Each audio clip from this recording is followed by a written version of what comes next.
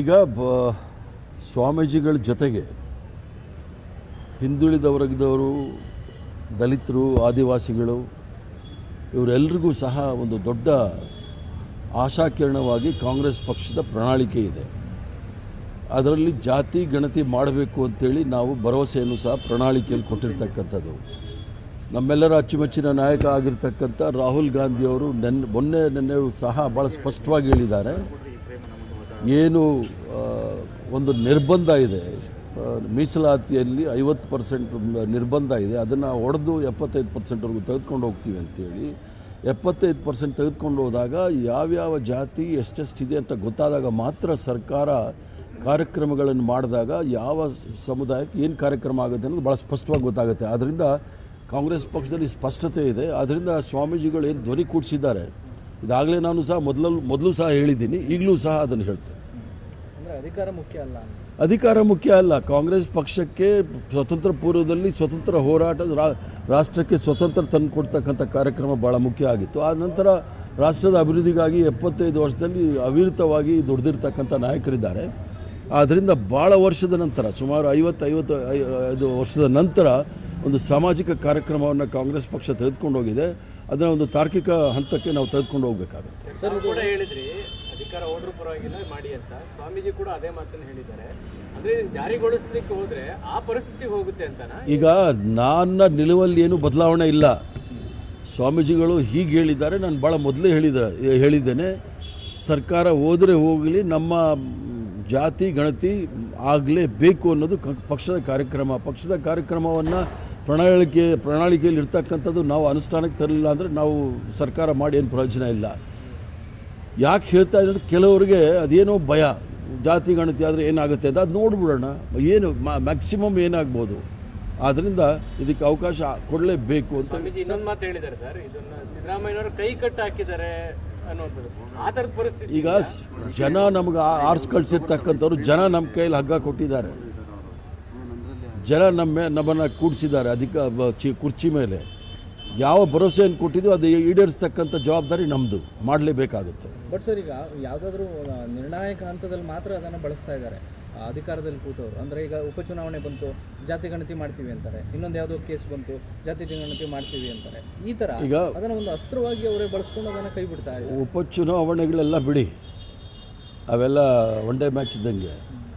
But ನಾವು ಪ್ರಣಾಳಿಕೆಯಲ್ಲಿ ಕೊಟ್ಟಿದ್ದೇನು, ಜಾತಿ ಗಣತಿಯನ್ನು ಮಾಡ್ತೀವಿ, 50% ಮೀಸಲಾತಿ ನಿರ್ಬಂಧ ಏನಿದೆ ಅದನ್ನು ತೆಗೆದಾಕ್ತೀವಿ ಅಂತ ಹೇಳಿ. ಅದನ್ನು ನಾವು ಮಾಡಲೇಬೇಕು, ಅದೇನಾಗುತ್ತೆ ಅದಾಗುತ್ತೆ, ನೋಡೋಣ. ಇದಕ್ಕೂ ಹೈಕಮಾಂಡ್ ಮಧ್ಯಪ್ರವೇಶ ಮಾಡಿ ಅಂತ ಹೇಳಬೇಕಾದ ಪರಿಸ್ಥಿತಿ. ಈಗಾಗಲೇ ತೆಲಂಗಾಣದಲ್ಲಿ 5ನೇ ತಾರೀಕು, ಈ ತಿಂಗಳ 5ನೇ ತಾರೀಕು ಅದನ್ನು ಪ್ರಾರಂಭ ಮಾಡಿದ್ದಾರೆ, ಜಾತಿ ಗಣತಿಯನ್ನು ಪ್ರಾರಂಭ ಮಾಡಿದ್ದಾರೆ. ಇಲ್ಲೂ ಸಹ ಮಾಡಬೇಕು. ಇಲ್ಲೇನಾಗಿದೆ ಅಂತ ಹೇಳಿದ್ರೆ, ಇಲ್ಲಿ ಸ್ವಲ್ಪ ಗೊಂದಲ ಇದೆ. ಈಗಾಗಲೇ ನಾವು ಮಾಡಿದ್ದೀವಿ, ನಮ್ಮ ಹಿಂದುಳಿದ ವರ್ಗದ ಆಯೋಗದ ಒಂದು ವರದಿ ಇದೆ, ಅದ್ರ ಮೇಲೆ ಮಾಡಬೇಕಾ ಅಥವಾ ಹೊಸ ವರದಿಯನ್ನು ತೆಗೆದುಕೊಂಡು ಮಾಡಬೇಕಾ ಅಂಥೇಳಿ. ಯಾಕಂದರೆ ಸರ್ಕಾರದ ಸವಲತ್ತು ಸಮಾಜದಲ್ಲಿರ್ತಕ್ಕಂಥ ಕಟ್ಟಕಡೆಯ ವ್ಯಕ್ತಿ, ಅದರಲ್ಲೂ ಸಹ ಕಟ್ಟಕಡೆಯ ಪಂಕ್ತಿಯಲ್ಲಿ ಕೂತಿರ್ತಕ್ಕಂಥ ವ್ಯಕ್ತಿಗೆ ತಲುಪಬೇಕಾದ್ರೆ ಅವ್ನಿಗೆ ಯಾವುದೇ ರೀತಿ ಕಾರ್ಯಕ್ರಮ ಆಗಬೇಕಂದ್ರೆ ಸರ್ಕಾರದಲ್ಲಿ ಡೇಟಾ ಇರಬೇಕಾಗುತ್ತೆ, ಅಂಕಿ ಅಂಶಗಳಿರಬೇಕಾಗುತ್ತೆ. ಅಂಕಿ ಅಂಶಗಳ ಮೂಲಕ ಎಲ್ರಿಗೂ ಸಹ ಅನುಕೂಲ ಮಾಡಿಕೊಡ್ಲಿಕ್ಕಾಗುತ್ತೆ. ಇಲ್ಲಾಂದರೆ ಒಬ್ಬರಿಗೆ ಅನುಕೂಲ ಮಾಡ್ಕೊಳ್ಳೋ ಪರಿಸ್ಥಿತಿ ಇದೆ. ಸಿದ್ದರಾಮಯ್ಯನವರು ಯಾಕೆ ಹಿಂಗಾಗ್ಬಿಟ್ರೆ ಸರ್, ಮಾಡ್ತೀವಿ ಅಂತ ಹೇಳ್ತಾರೆ, ಆಮೇಲೆ ಹಿಂದೆ ಸರಿತಾರೆ. ಲೋಕಸಭೆ ವರದಿ ತಗೊಂಡಾಗ ಲೋಕಸಭೆ ಚುನಾವಣೆ ಆದ್ಮೇಲೆ ಮಾಡ್ತೀವಿ ಅಂದ್ರು, ಅದು ಮಾಡಲಿಲ್ಲ. ಕನ್ನಡಿಗರಿಗೆ ಮೀಸಲಾತಿ ಕೊಡೋ ವಿಚಾರ ಗೊಂದಲ ತರಲಿಲ್ಲ. ಈಗ ಒಳ ಮೀಸಲಾತಿದು ಮಾಡೋಕೆ ಮತ್ತೆ 3 ತಿಂಗಳು ಎಕ್ಸ್ಟೆಂಡ್ ಆಗ್ತಾ ಇದೆ. ಸಿದ್ದರಾಮಯ್ಯನವರು ಏನು ಹೇಳಿದ್ದಾರೆ, ನೀವು ಅವ್ರ ಹತ್ರನೇ ಉತ್ತರ ಕೇಳೋದು ಒಳ್ಳೆಯದು. ಇಲ್ಲ ಅವ್ರ ಜೊತೆ ಇರ್ತಕ್ಕಂಥ ಮಂತ್ರಿ ಮಂಡಲದಲ್ಲಿ ಇರ್ತಕ್ಕಂಥ ಸದಸ್ಯರನ್ನು ಕೇಳೋದು ಒಳ್ಳೆಯದು. ಯಾಕಂದರೆ ಅಷ್ಟೊಂದು ವಿಚಾರಗಳು ನನಗೆ ಗೊತ್ತಿಲ್ಲ. ಸರಿ, ಖರ್ಗೆ ಅವರು ಒಂದು ಮಾತು ಹೇಳಿದ್ದಾರೆ, ಬಿಜೆಪಿ ಮತ್ತು RSS ವಿಷಯದ ಹಾವಿದ್ದ ಹಾಗೆ ಅದನ್ನು ಕೊಲ್ಲಬೇಕು ಅಂತ. ಈಗ ರಾಷ್ಟ್ರದಲ್ಲಿ ದ್ವೇಷ ಹರಡಿಸ್ತಕ್ಕಂಥ ವಿಷವನ್ನು ಕಾರ್ತಾ ಇದ್ದಾರೆ. ಇವತ್ತು ಸಹ ಜಾರ್ಖಂಡಲ್ಲಿ ಒಂದು BJPಯವರು ಅಡ್ವರ್ಟೈಸ್ಮೆಂಟ್ ಕೊಟ್ಟಿದ್ದಾರೆ, ಅದ್ರ ಮೇಲೆ FIR ಮಾಡಬೇಕಾಗುತ್ತೆ. ಅಷ್ಟೊಂದು ವಿಷವನ್ನು ಕಾರಿದಾಗ ಅದನ್ನು ಮುಗಿಸ್ಬೇಕು ಅಂತ, ಕೊಲ್ಲಬೇಕು ಅಂದರೆ ದೈಹಿಕವಾಗಿ ಕೊಲ್ಲಬೇಕು ಅಂತ ಖರ್ಗೆ ಸಾಹೇಬ್ರು ಏನು ಹೇಳಲಿಲ್ಲ. ಇವ್ರನ್ನ ಸಂಪೂರ್ಣವಾಗಿ ಬುಡ ಸಮೇತ ಕಿತ್ತೆಸಿಬೇಕು ಅಂತೇಳಿ ಮಾಡಿರ್ತಕ್ಕಂಥ ಕೆಲಸ. ಯಾಕಂದರೆ ಮೊದಲಿಗೆ RSS ಅವ್ರಿಗೆ ಏನು ಅಂತಂದರೆ, ವಿಶ್ವ ಹಿಂದೂ ಹಿಂದೂ ಮಹಾಸಭಾಗೆ ಮತ್ತು RSSಗೆ ಭಾಳ ಮುಖ್ಯವಾದ ಕಾರ್ಯಕ್ರಮ ಏನಿತ್ತು ಅಂದರೆ ಯಾರು ರಾಷ್ಟ್ರದ ಬಗ್ಗೆ ಚಿಂತನೆ ಮಾಡ್ತಾರೆ ಅವ್ರನ್ನ ಮುಗಿಸ್ಬೇಕು ಅಂತೇಳಿ ಮಹಾತ್ಮ ಗಾಂಧಿನ ಮುಗಿಸಿದ್ದಾರೆ. ಇವರ ದ್ವೇಷ ಭಾಷೆಗಳಿಂದಲೇ ಮಹಾತ್ಮ ಗಾಂಧಿಯವರ ಕೊಲೆ ಆಗಿರ್ತಕ್ಕಂಥದ್ದು, ಇವರ ದ್ವೇಷ ಭಾಷಣ ಇದ್ದಾನೆ ಇಂದಿರಾ ಗಾಂಧಿಯವರ ಕೊಲೆ ಆಗಿರ್ತಕ್ಕಂಥದ್ದು. ಇಂಥ ಸಂದರ್ಭದಲ್ಲಿ ರಾಷ್ಟ್ರದಲ್ಲಿ ಶಾಂತಿ ನೆಮ್ಮದಿಯನ್ನು ಉಳಿಸ್ಕೊಳ್ಬೇಕಾದ್ರೆ ಈ ಒಂದು ದುಷ್ಟ ಕೂಟಗಳೇನಿದೆ ವಿಷಕಾರ್ತಕ್ಕಂಥ ಇವ್ರನ್ನ ಮುಗಿಸಬೇಕು ಅಂತ ಖರ್ಗೆ ಸಾಹೇಬ್ರು ಹೇಳಿದ್ದಾರೆ. ಅದರಲ್ಲೇನು ತಪ್ಪೇನಿಲ್ಲ. ಸರ್, ಸಚಿವ ಸಂಪುಟ ಪುನರ್ರಚನೆ ಆಗುತ್ತಾ ಹೇಗೆ ಸರ್? ನಾವು ಕೂಡ ಅದು ಗವರ್ನರ್ನ ಕೇಳಬೇಕು, ಇಲ್ಲ ಮುಖ್ಯಮಂತ್ರಿನ ಕೇಳಬೇಕು. ನನ್ನನ್ನು ಕೇಳಿದ್ರೆ ಹೈಕಮಾಂಡ್ ನಿಲುವು ಏನಿದೆ? ಇಲ್ಲ ಹೈಕಮಾಂಡ್ ಇನ್ಚಾರ್ಜ್ ಸುರ್ಜೇವಾಲಾ ಅವ್ರನ್ನ ಕೇಳಿದ್ರೆ ಒಳ್ಳೆಯದು. ಕೆಲವರು ಒತ್ತಡ ಹೇರ್ತಾ ಇದ್ದಾರೆ, ಹೈಕಮಾಂಡ್ ಅನರ್ಹರನ್ನ ಬಿಟ್ಟು ಅವಕಾಶ ಇರ್ಬೋದು.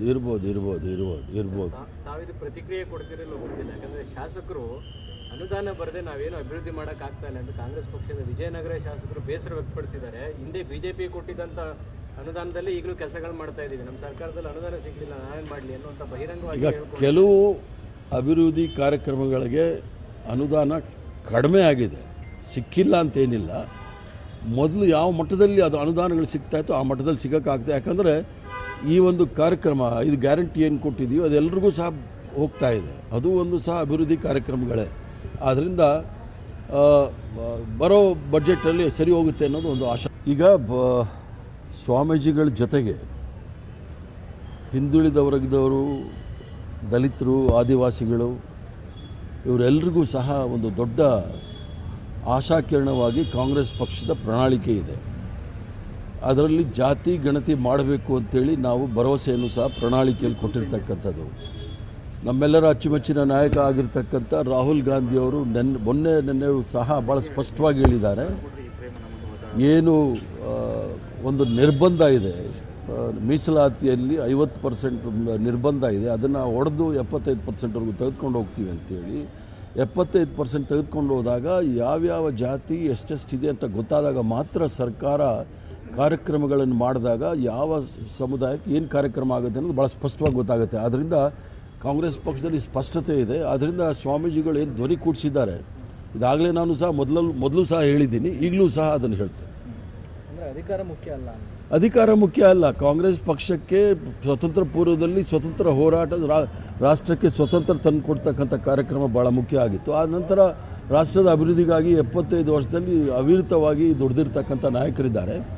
ಆದ್ದರಿಂದ ಭಾಳ ವರ್ಷದ ನಂತರ, ಸುಮಾರು 50-55 ವರ್ಷದ ನಂತರ ಒಂದು ಸಾಮಾಜಿಕ ಕಾರ್ಯಕ್ರಮವನ್ನು ಕಾಂಗ್ರೆಸ್ ಪಕ್ಷ ತೆಗೆದುಕೊಂಡು ಹೋಗಿದೆ. ಅದನ್ನು ಒಂದು ತಾರ್ಕಿಕ ಹಂತಕ್ಕೆ ನಾವು ತೆಗೆದುಕೊಂಡು ಹೋಗಬೇಕಾಗುತ್ತೆ. ಸರ್ ಕೂಡ ಹೇಳಿದ್ರಿ ಅಧಿಕಾರ ಹೋದ್ರೂ ಪರವಾಗಿಲ್ಲ ಮಾಡಿ ಅಂತ, ಸ್ವಾಮೀಜಿ ಕೂಡ ಅದೇ ಮಾತನ್ನು ಹೇಳಿದ್ದಾರೆ. ಅಂದರೆ ಜಾರಿಗೊಳಿಸ್ಲಿಕ್ಕೆ ಹೋದರೆ ಆ ಪರಿಸ್ಥಿತಿಗೆ ಹೋಗುತ್ತೆ ಅಂತನಾ? ಈಗ ನನ್ನ ನಿಲುವಲ್ಲಿ ಏನು ಬದಲಾವಣೆ ಇಲ್ಲ. ಸ್ವಾಮೀಜಿಗಳು ಹೀಗೆ ಹೇಳಿದ್ದಾರೆ, ನಾನು ಭಾಳ ಮೊದಲೇ ಹೇಳಿದ್ದೇನೆ, ಸರ್ಕಾರ ಹೋದರೆ ಹೋಗಲಿ, ನಮ್ಮ ಜಾತಿ ಗಣತಿ ಆಗಲೇಬೇಕು ಅನ್ನೋದು ಪಕ್ಷದ ಕಾರ್ಯಕ್ರಮವನ್ನು ಪ್ರಣಾಳಿಕೆಯಲ್ಲಿ ಇರ್ತಕ್ಕಂಥದ್ದು ನಾವು ಅನುಷ್ಠಾನಕ್ಕೆ ತರಲಿಲ್ಲ ಅಂದರೆ ನಾವು ಸರ್ಕಾರ ಮಾಡಿ ಏನು ಪ್ರಯೋಜನ ಇಲ್ಲ. ಯಾಕೆ ಹೇಳ್ತಾ ಇದ್ದಾರೆ, ಕೆಲವರಿಗೆ ಅದೇನೋ ಭಯ, ಜಾತಿ ಗಣತಿ ಆದರೆ ಏನಾಗುತ್ತೆ ಅಂತ. ಅದು ನೋಡ್ಬಿಡೋಣ, ಏನು ಮ್ಯಾಕ್ಸಿಮಮ್ ಏನಾಗ್ಬೋದು. ಆದ್ದರಿಂದ ಇದಕ್ಕೆ ಅವಕಾಶ ಕೊಡಲೇಬೇಕು ಅಂತ ಸ್ವಾಮೀಜಿ ಇನ್ನೊಂದು ಮಾತು ಹೇಳಿದ್ದಾರೆ ಸರ್, ಇದನ್ನು ಸಿದ್ದರಾಮಯ್ಯನವರು ಕೈ ಕಟ್ಟು ಹಾಕಿದ್ದಾರೆ ಅನ್ನುವಂಥದ್ದು. ಆ ಥರದ ಪರಿಸ್ಥಿತಿ ಈಗ ಜನ ನಮ್ಗೆ ಆರಿಸಿ ಕಳಿಸಿರ್ತಕ್ಕಂಥವ್ರು, ಜನ ನಮ್ಮ ಕೈಯಲ್ಲಿ ಹಗ್ಗ ಕೊಟ್ಟಿದ್ದಾರೆ, ಜನ ನಮ್ಮನ್ನು ಕೂಡಿಸಿದ್ದಾರೆ ಕುರ್ಚಿ ಮೇಲೆ. ಯಾವ ಭರವಸೆಯನ್ನು ಕೊಟ್ಟಿದ್ದು ಅದು ಈಡೇರಿಸ್ತಕ್ಕಂಥ ಜವಾಬ್ದಾರಿ ನಮ್ಮದು, ಮಾಡಲೇಬೇಕಾಗುತ್ತೆ. ಬಟ್ ಸರ್, ಈಗ ಯಾವುದಾದ್ರೂ ನಿರ್ಣಾಯಕ ಹಂತದಲ್ಲಿ ಮಾತ್ರ ಅದನ್ನು ಬಳಸ್ತಾ ಇದ್ದಾರೆ ಅಧಿಕಾರದಲ್ಲಿ ಕೂತವರು. ಅಂದರೆ ಈಗ ಉಪಚುನಾವಣೆ ಬಂತು, ಜಾತಿ ಗಣತಿ ಮಾಡ್ತೀವಿ ಅಂತಾರೆ, ಇನ್ನೊಂದು ಯಾವುದೋ ಕೇಸ್ ಬಂತು, ಜಾತಿ ಗಣತಿ ಮಾಡ್ತೀವಿ ಅಂತಾರೆ. ಈ ಥರ ಈಗ ಅದನ್ನು ಒಂದು ಅಸ್ತ್ರವಾಗಿ ಅವರೇ ಬಳಸ್ಕೊಂಡು ಅದನ್ನು ಕೈ ಬಿಡ್ತಾ ಇದ್ದಾರೆ. ಉಪಚುನಾವಣೆಗಳೆಲ್ಲ ಬಿಡಿ, ಅವೆಲ್ಲ ಒನ್ ಡೇ ಮ್ಯಾಚ್ ಇದ್ದಂಗೆ. ಬಟ್ ನಾವು ಪ್ರಣಾಳಿಕೆಯಲ್ಲಿ ಕೊಟ್ಟಿದ್ದೇನು, ಜಾತಿ ಗಣತಿಯನ್ನು ಮಾಡ್ತೀವಿ, 50% ಮೀಸಲಾತಿ ನಿರ್ಬಂಧ ಏನಿದೆ ಅದನ್ನು ತೆಗೆದಾಕ್ತೀವಿ ಅಂತ ಹೇಳಿ. ಅದನ್ನು ನಾವು ಮಾಡಲೇಬೇಕು. ಅದೇನಾಗುತ್ತೆ ಅದಾಗುತ್ತೆ, ನೋಡೋಣ. ಇದಕ್ಕೂ ಹೈಕಮಾಂಡ್ ಮಧ್ಯಪ್ರವೇಶ ಮಾಡಿ ಅಂತ ಹೇಳಬೇಕಾದ ಪರಿಸ್ಥಿತಿ ಈಗಾಗಲೇ ತೆಲಂಗಾಣದಲ್ಲಿ 5ನೇ ತಾರೀಕು, ಈ ತಿಂಗಳ 5ನೇ ತಾರೀಕು ಅದನ್ನು ಪ್ರಾರಂಭ ಮಾಡಿದ್ದಾರೆ, ಜಾತಿ ಗಣತಿಯನ್ನು ಪ್ರಾರಂಭ ಮಾಡಿದ್ದಾರೆ. ಇಲ್ಲೂ ಸಹ ಮಾಡಬೇಕು. ಇಲ್ಲೇನಾಗಿದೆ ಅಂತ ಹೇಳಿದ್ರೆ, ಇಲ್ಲಿ ಸ್ವಲ್ಪ ಗೊಂದಲ ಇದೆ. ಈಗಾಗಲೇ ನಾವು ಮಾಡಿದ್ದೀವಿ, ನಮ್ಮ ಹಿಂದುಳಿದ ವರ್ಗದ ಆಯೋಗದ ಒಂದು ವರದಿ ಇದೆ, ಅದ್ರ ಮೇಲೆ ಮಾಡಬೇಕಾದ ಹೊಸ ವರದಿಯನ್ನು ತೆಗೆದುಕೊಂಡು ಮಾಡಬೇಕಾ ಅಂಥೇಳಿ. ಯಾಕಂದರೆ ಸರ್ಕಾರದ ಸವಲತ್ತು ಸಮಾಜದಲ್ಲಿರ್ತಕ್ಕಂಥ ಕಟ್ಟಕಡೆಯ ವ್ಯಕ್ತಿ, ಅದರಲ್ಲೂ ಸಹ ಕಟ್ಟಕಡೆಯ ಪಂಕ್ತಿಯಲ್ಲಿ ಕೂತಿರ್ತಕ್ಕಂಥ ವ್ಯಕ್ತಿಗೆ ತಲುಪಬೇಕಾದ್ರೆ ಅವ್ನಿಗೆ ಯಾವುದೇ ರೀತಿ ಕಾರ್ಯಕ್ರಮ ಆಗಬೇಕಂದ್ರೆ ಸರ್ಕಾರದಲ್ಲಿ ಡೇಟಾ ಇರಬೇಕಾಗುತ್ತೆ, ಅಂಕಿ ಅಂಶಗಳಿರಬೇಕಾಗುತ್ತೆ. ಅಂಕಿ ಅಂಶಗಳ ಮೂಲಕ ಎಲ್ರಿಗೂ ಸಹ ಅನುಕೂಲ ಮಾಡಿಕೊಡ್ಲಿಕ್ಕಾಗುತ್ತೆ. ಇಲ್ಲಾಂದರೆ ಒಬ್ಬರಿಗೆ ಅನುಕೂಲ ಮಾಡ್ಕೊಳ್ಳೋ ಪರಿಸ್ಥಿತಿ ಇದೆ. ಸಿದ್ದರಾಮಯ್ಯನವ್ರು ಯಾಕೆ ಹಿಂಗಾಗ್ಬಿಟ್ರೆ ಸರ್, ಮಾಡ್ತೀವಿ ಅಂತ ಹೇಳ್ತಾರೆ, ಆಮೇಲೆ ಹಿಂದೆ ಸರಿತಾರೆ. ಲೋಕಸಭೆ ವರದಿ ತಗೊಂಡಾಗ ಲೋಕಸಭೆ ಚುನಾವಣೆ ಆದ್ಮೇಲೆ ಮಾಡ್ತೀವಿ ಅಂದ್ರು ಅದು ಮಾಡಲಿಲ್ಲ. ಕನ್ನಡಿಗರಿಗೆ ಮೀಸಲಾತಿ ಕೊಡೋ ವಿಚಾರ ಗೊಂದಲ ತರಲಿಲ್ಲ. ಈಗ ಒಳ ಮೀಸಲಾತಿದು ಮಾಡಕ್ ಹೊರಟು ಮತ್ತೆ 3 ತಿಂಗಳು ಎಕ್ಸ್ಟೆಂಡ್ ಆಗ್ತಾ ಇದೆ. ಸಿದ್ದರಾಮಯ್ಯನವರು ಏನು ಹೇಳಿದ್ದಾರೆ ನೀವು ಅವ್ರ ಹತ್ರನೇ ಉತ್ತರ ಕೇಳೋದು ಒಳ್ಳೆಯದು, ಇಲ್ಲ ಅವ್ರ ಜೊತೆ ಇರ್ತಕ್ಕಂಥ ಮಂತ್ರಿ ಮಂಡಲದಲ್ಲಿ ಇರ್ತಕ್ಕಂಥ ಸದಸ್ಯರನ್ನು ಕೇಳೋದು ಒಳ್ಳೆಯದು. ಯಾಕಂದರೆ ಅಷ್ಟೊಂದು ವಿಚಾರಗಳು ನನಗೆ ಗೊತ್ತಿಲ್ಲ. ಸರಿ, ಖರ್ಗೆ ಅವರು ಒಂದು ಮಾತು ಹೇಳಿದ್ದಾರೆ, ಬಿಜೆಪಿ ಮತ್ತು RSS ವಿಷಯದ ಹಾವಿದ್ದ ಹಾಗೆ ಅದನ್ನು ಕೊಲ್ಲಬೇಕು ಅಂತ. ಈಗ ರಾಷ್ಟ್ರದಲ್ಲಿ ದ್ವೇಷ ಹಡಿಸ್ತಕ್ಕಂಥ ವಿಷವನ್ನು ಕಾರ್ತಾ ಇದ್ದಾರೆ. ಇವತ್ತು ಸಹ ಜಾರ್ಖಂಡಲ್ಲಿ ಒಂದು BJPಯವರು ಅಡ್ವರ್ಟೈಸ್ಮೆಂಟ್ ಕೊಟ್ಟಿದ್ದಾರೆ, ಅದ್ರ ಮೇಲೆ FIR ಮಾಡಬೇಕಾಗುತ್ತೆ. ಅಷ್ಟೊಂದು ವಿಷವನ್ನು ಕಾರ್ದಾಗ ಅದನ್ನು ಮುಗಿಸ್ಬೇಕು ಅಂತ, ಕೊಲ್ಲಬೇಕು ಅಂದರೆ ದೈಹಿಕವಾಗಿ ಕೊಲ್ಲಬೇಕು ಅಂತ ಖರ್ಗೆ ಸಾಹೇಬ್ರು ಏನು ಹೇಳಲಿಲ್ಲ. ಇವ್ರನ್ನ ಸಂಪೂರ್ಣವಾಗಿ ಬುಡ ಸಮೇತ ಕಿತ್ತೆಸಿಬೇಕು ಅಂತೇಳಿ ಮಾಡಿರ್ತಕ್ಕಂಥ ಕೆಲಸ. ಯಾಕಂದರೆ ಮೊಟ್ಟ ಮೊದಲಿಗೆ RSS ಅವ್ರಿಗೆ ಏನು ಅಂತಂದರೆ ವಿಶ್ವ ಹಿಂದೂ ಹಿಂದೂ ಮಹಾಸಭಾಗೆ ಮತ್ತು RSSಗೆ ಭಾಳ ಮುಖ್ಯವಾದ ಕಾರ್ಯಕ್ರಮ ಏನಿತ್ತು ಅಂದರೆ, ಯಾರು ರಾಷ್ಟ್ರದ ಬಗ್ಗೆ ಚಿಂತನೆ ಮಾಡ್ತಾರೆ ಅವ್ರನ್ನ ಮುಗಿಸ್ಬೇಕು ಅಂತೇಳಿ ಮಹಾತ್ಮ ಗಾಂಧಿನ ಮುಗಿಸಿದ್ದಾರೆ. ಇವರ ದ್ವೇಷ ಭಾಷೆಗಳಿಂದಲೇ ಮಹಾತ್ಮ ಗಾಂಧಿಯವರ ಕೊಲೆ ಆಗಿರ್ತಕ್ಕಂಥದ್ದು, ಇವರ ದ್ವೇಷ ಭಾಷಣ ಇದ್ದಾನೆ ಇಂದಿರಾ ಗಾಂಧಿಯವರ ಕೊಲೆ ಆಗಿರ್ತಕ್ಕಂಥದ್ದು. ಇಂಥ ಸಂದರ್ಭದಲ್ಲಿ ರಾಷ್ಟ್ರದಲ್ಲಿ ಶಾಂತಿ ನೆಮ್ಮದಿಯನ್ನು ಉಳಿಸ್ಕೊಳ್ಬೇಕಾದ್ರೆ ಈ ಒಂದು ದುಷ್ಟ ಕೂಟಗಳೇನಿದೆ ವಿಷ ಕಾರ್ತಕ್ಕಂಥ ಇವ್ರನ್ನ ಮುಗಿಸ್ಬೇಕು ಅಂತ ಖರ್ಗೆ ಸಾಹೇಬ್ರು ಹೇಳಿದ್ದಾರೆ. ಅದರಲ್ಲಿ ಏನು ತಪ್ಪೇನಿಲ್ಲ. ಸರ್, ಸಚಿವ ಸಂಪುಟ ಪುನರ್ರಚನೆ ಆಗುತ್ತಾ ಹೇಗೆ ಸರ್? ನಾವು ಕೂಡ ಅದು ಗವರ್ನರ್ನ ಕೇಳಬೇಕು, ಇಲ್ಲ ಮುಖ್ಯಮಂತ್ರಿನ ಕೇಳಬೇಕು. ನನ್ನನ್ನು ಕೇಳಿದ್ರೆ ಹೈಕಮಾಂಡ್ ನಿಲುವು ಏನಿದೆ? ಇಲ್ಲ ಹೈಕಮಾಂಡ್ ಇನ್ಚಾರ್ಜು ಸುರ್ಜೇವಾಲಾದ ಅವ್ರನ್ನ ಕೇಳಿದ್ರೆ ಒಳ್ಳೆಯದು. ಕೆಲವರು ಒತ್ತಡ ಏರ್ತಾ ಇದ್ದಾರೆ, ಹೈಕಮಾಂಡ್ ಅನರ್ಹರನ್ನು ಬಿಟ್ಟು ಅವಕಾಶ ಇರ್ಬೋದು.